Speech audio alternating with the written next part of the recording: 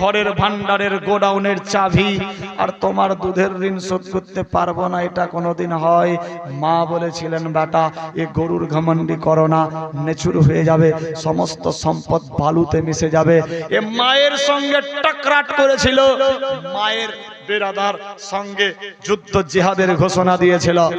এজন্য গরুর ঘমন্ডির কারণে সমস্ত ধন সম্পদ বালুতে মিশে গিয়েছিল। ভুল করেও কেউ গরুর ঘমন্ডি করবেন না, বরবাদের রাস্তা। বেরাদার, দ্বিতীয় নম্বর, ফেরাউন দাবি করেছিলেন আমি খোদা। মুসা নবীর জামানাতে আল্লাহ পাকের হুকুম, মুসা নবী বলেছিলেন আল্লাহ পাকের হুকুমে এর বডি মাটিও খাবে না, পানিও নেবে না, আসমানেও যাবে না, জমিনেও থাকবে না। এখনো পর্যন্ত মিশরের সরজমিনে পিরামিডে কঙ্কাল ফেরাউনের বডি তৈরি করা আছে। ভাষা বুঝতে পারলেন? বেরাদার, ফেরাউন হলো সাদ্দাদ বাদশাহ, এই জান্নাত তৈরি করেছিল। কোন ফের খোদা রে? কোন খোদার জান্নাত? আমি তো নিজেই খোদা। তোমার খোদার কি আছে? সালেহ নবীর জামানাতে ছিল সাদ্দাদ। এই সালেহ, তোমার খোদার কি আছে? বলে জান্নাত। তোমার খোদার জান্নাত আছে, তো আমি একটা জান্নাত বানাবো। এই জান্নাত বানিয়ে দিলেন। সত্যিকারী কেতাবে এসেছে 4 নম্বর জান্নাত যেটা, এটা সাদ্দাদের তৈরি করা জান্নাত।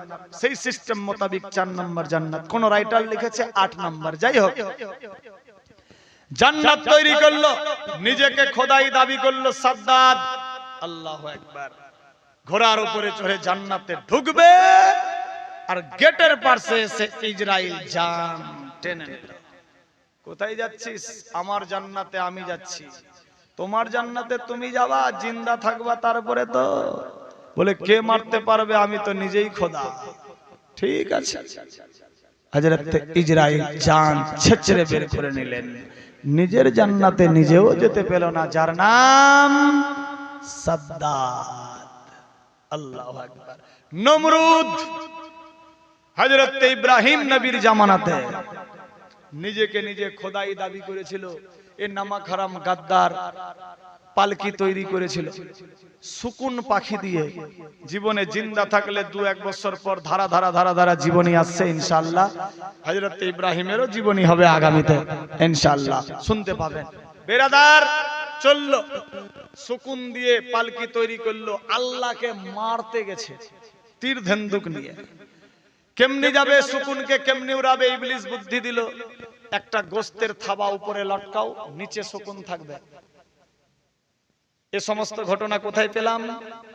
কাসাসুল আম্বিয়া কিতাবটার নাম, নবীদেরই জীবনী আছে। বেরাদার, যাই হোক, জিক্রে ইব্রাহিম কিতাবের নাম, এই কিতাবে আছে। গোস্তের থাবা উপরে ঢাকলো, সুকুনকে 7 দিন ধরে খেতে দিতে হবে না। এখন আর সুকুন দেখা যাচ্ছে না। বৈজ্ঞানিকরাও ব্যাখ্যা করে দেখছে সুকুন আর নাই। বেরাদার, উঠছে সুকুনের নজর পড়লো গোস্তে। ও মাথা লম্বা করছে, গোস্ত উপরে লাগাল পাচ্ছে না। যখনই লাগাল পাবে না সুকুন উড়াবে, যখনই উড়াবে তো গোস্ত উপরে উঠবে, যেহেতু ওই রকম কন্ডিশন করে বাধা আছে। সুকুন খুদার জ্বালাতে উড়াতে উড়াতে চারদিকে সুকুন চারটা, উড়াতে উড়াতে উড়াতে উড়াতে ওপরে চলে গেছে, বিশাল ওপরে। কে গেছে? নমরুদ। উপরে গিয়ে তীর ধনুক নিয়ে ফাঁকা ময়দানে নিচে যখন দেখছে, বাপরে অন্ধকার দুনিয়া, পড়লে তো আমি শেষ। খোদাই দাবি করছে, নিজে ফের ভয় করছে। যাই হোক, উপরে গিয়ে পৌঁছালেন, আল্লাহকে মারবে। ইবলিস বুদ্ধি দিল, ফাঁকা ময়দানে তীর মারো। তীর মারছে, তীর মারছে, তীর মারছে। আমার আল্লাহ পাক রব্বুল ইজ্জত বললেন, জিবরাইল, এর মনটাকে একটু শান্তি দিতে হবে, শান্তি দিতে হবে। এক কাজ করো, ওই তীরগুলাকে ধরো আর মাছের রক্ত লাগিয়ে দাও তীরে। বেরাদার, ওই নমরুদ বাদশার বেরাদার ওই তীরগুলাকে ধরলেন, আর ফেরেশতারা মাছের রক্ত লাগিয়ে দিল। আর ওই রক্ত মাখা তীর ঘুরে আবার নমরুদের পালকির কাছে আসছে। কি ব্যাপার? রক্ত মাখা, এই বুঝি আমি আল্লাহকে মেরে দিয়েছি। আর আল্লাহ নাই, এই তো রক্ত টাটকা। এই খবরটা কাকে বলতে হবে? চল গিয়ে বলবো ইব্রাহিমকে, তোমার আল্লাহ শেষ। এরকমও মানুষ দুনিয়াতে ছিল। বেরাদার,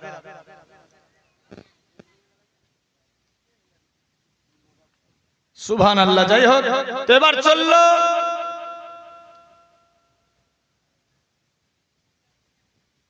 তিনটা পার, এক্ষুনি শেষ করে দিচ্ছি দোয়া করে, ফাজিরে আজান হয়ে যাবে একটু পরে নাকি?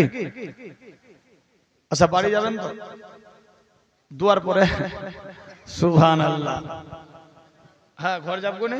আচ্ছা শেষ সময় ঘর তো যাবো, এখন চাদর ঘুরাই দে তো। যাই পারে 1 টাকা 2 টাকা 5 10 20 200 100 যদি থাকে, হারাই গেলে মোর দোষ নেই। সুবহানাল্লাহ। একটা চাদর ঘুরিয়ে দাও তো তাড়াতাড়ি। চাদর কিন্তু ঘুরানো হয়নি। সুবহানাল্লাহ। এত টাকা হাতে আছে সবাই নিয়ে, আমি জানি দিবে। এখানকার মেয়েরা খুব ভালো, বাপরা উল্টা পুল্টা হতে পারে কিন্তু মায়েরা খুব ভালো। হ্যাঁ সুবহানাল্লাহ। হ্যাঁ ভাইরা উল্টা পুল্টা হতে পারে কিন্তু বোনেরা খুব ভালো। দেন 1 টাকা 2 টাকা 5 10 20 ভরে দে ঝোলি, ভরে দে ঝোলি दीवाना ये मोहम्मद, लौट कर मैं न जाऊंगा खाली, भर दे झोली। পাঠিয়েছি চাদর, খালিয়া, গামছা, 1 2 5 10 20 খুশি মনে যার যেটা ইচ্ছা দেন इंशाअल्लाह। फुई फुई ताला भरे 10 लाठी आकर बोझा मांगो उसी से जो दे खुशी से, मोहब्बत से दीजिए, এটাই হবে সঙ্গের সাথী আখিরাতের পুঁজি।